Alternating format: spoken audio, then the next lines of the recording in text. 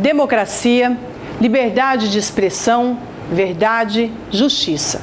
Palavras tão comuns aos nossos ouvidos, estão presentes nas revistas, nos jornais, nas novelas, mas principalmente estão abusivamente nos discursos dos políticos de profissão.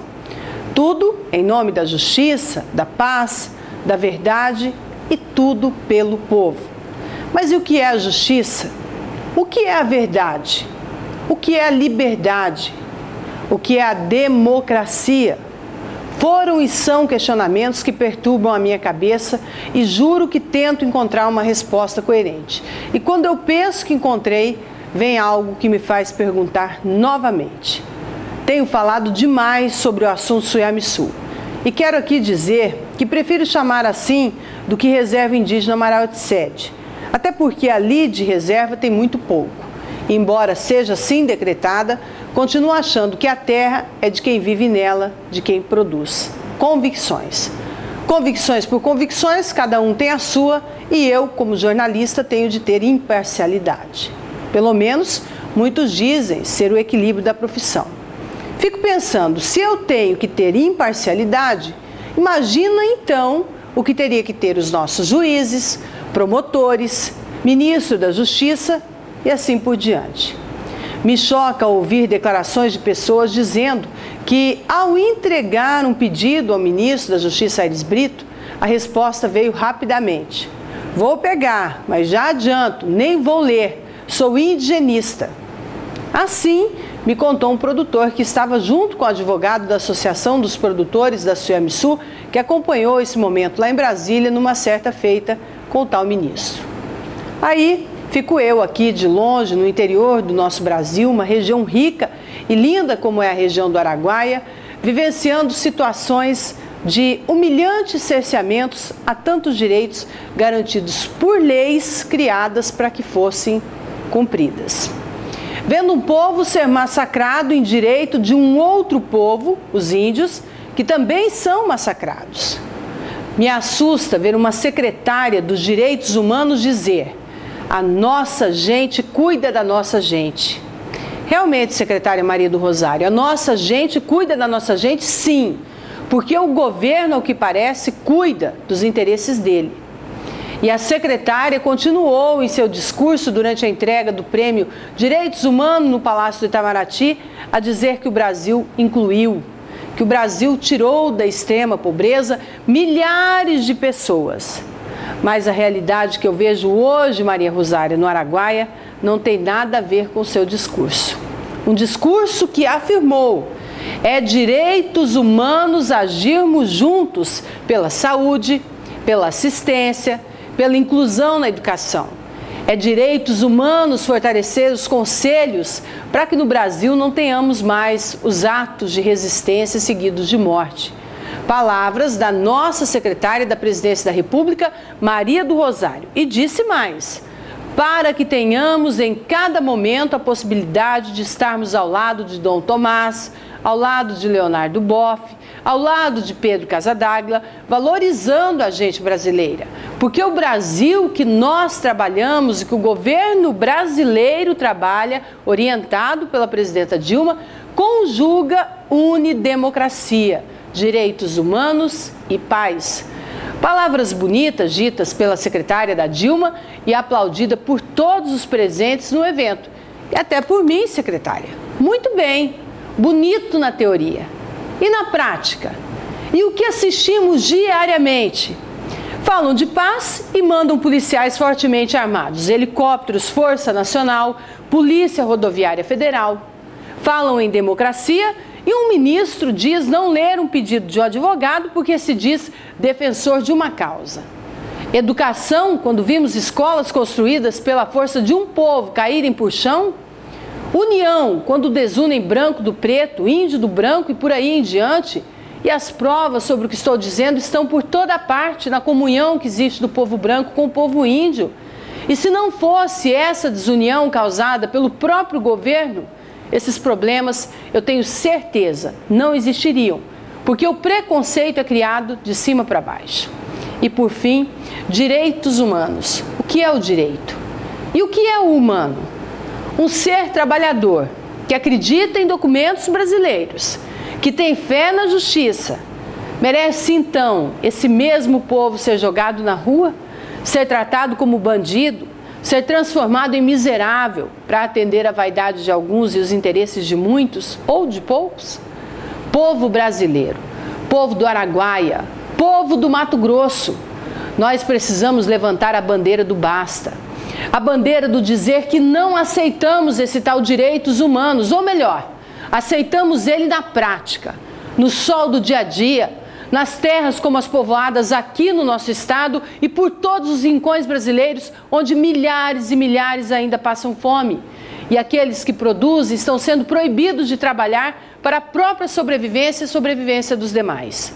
Dizer que não aceitamos esses direitos humanos de gravatas, que atendem uns e outros porque são mais bem colocados, pessoas que usam da boa vontade da nossa gente brasileira. Não aceitamos os direitos humanos da teoria, secretária. Queremos ver ele funcionar na prática. Queremos ver os direitos humanos para todos. O Brasil precisa de um banho de realidade e parar de discursos hipócritas como esse que eu ouvi de uma pessoa que eu considerava no mínimo esclarecida, um discurso no mínimo contraditório com a nossa realidade.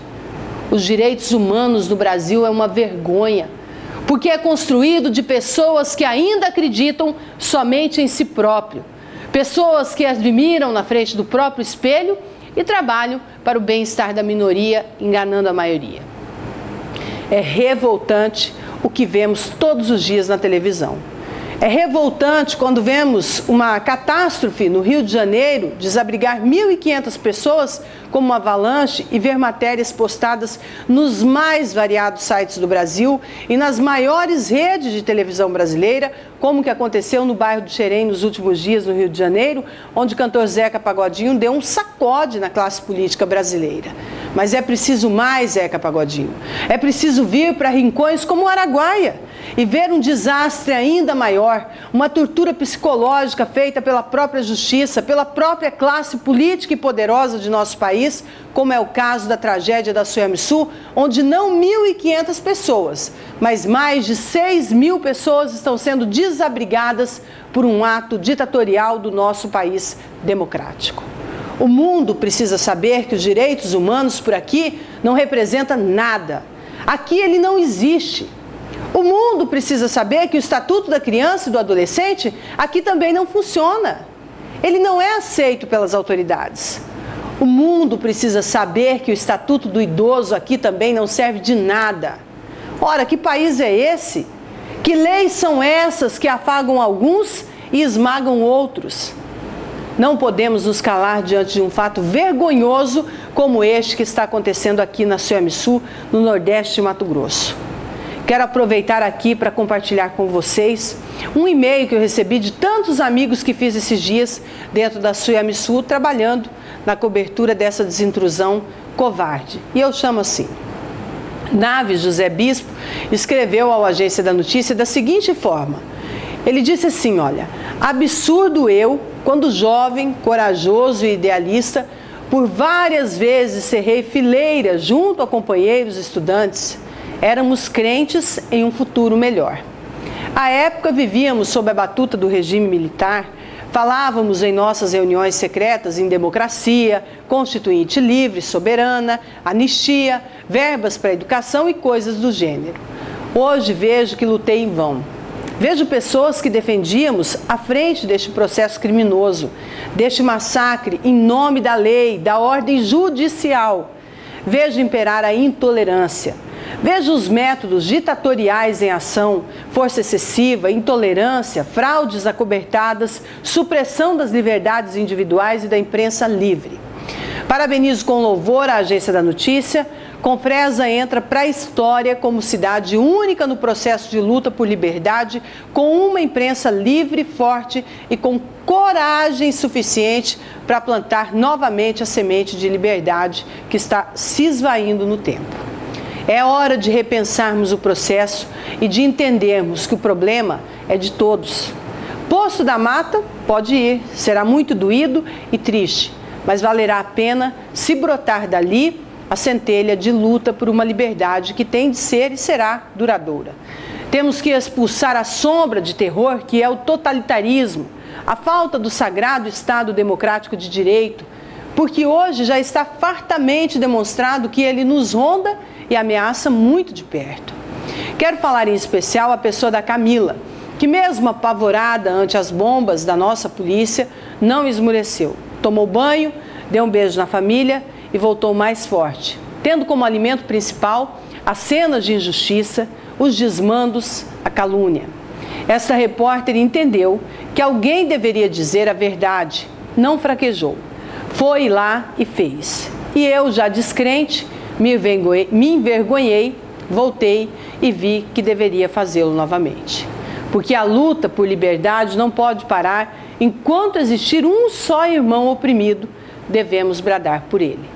Assinou Naves José Bispo, médico veterinário e que tem propriedades dentro da área da Suamiçu, e para ele essa terra tem muito mais do que valor material, é a herança do pai. E olha, são atitudes como a do Naves, palavras como as dele e a de tantas outras pessoas que eu vi nesses mais de 30 dias que estou dentro dessa história, que entrei de certa forma, por acaso, por obra do destino, que me fez mais humana. Mas como dizia um outro amigo meu, a Suamiçu também serviu para tirar uma auréola que eu tinha em cima da cabeça. Uma inocência de acreditar que as pessoas são boas. Ou melhor, algumas pessoas, não posso aqui generalizar. Mas quero completar que as pessoas não precisam estar em prédios com ar-condicionado, com gravatas caras, com sapatos bonitos, com celulares e computadores de última geração, ou mesmo numa casa simples no modelo de falsa modéstia e com o poder da caneta da mão para serem boas. Aprendi que na simplicidade mais pura da vida, que dentro da guerra também pode nascer o amor e lindas amizades. Quantos olhares eu presenciei esses dias. Quantas lágrimas vi cair e de tristeza derramei também. Quantos corações apertados. Quantas mãos calejadas eu vi e apertei. Quantos rostos marcados pelo sol eu vi. Quantas crianças brincando na sua inocência com um olhar de medo e de dúvida, mas com a fé de uma manhã melhor eu presenciei. São cenas que eu não vou esquecer enquanto tiver vida. São cenas que eu não vou esconder. São palavras que eu não vou guardar só para mim.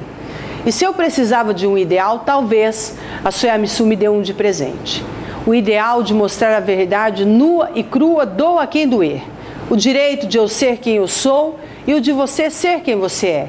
De quem você quer e de quem você deve ser. A Suamiçu não vai desaparecer e não vai morrer. Vai ficar guardada, vamos dizer assim. Mas a história da Suamiçu não termina aqui. Ela pode e deve servir de ponto de partida para muitas coisas começarem a ser transformadas. Tudo tem que ter um ponto de partida. E talvez o gigante, que é o silêncio do Araguaia, começou a acordar com o barulho da ditadura vivida hoje na região da Suamiçu. Eu sou Camila Nalevaico, jornalista em Mato Grosso.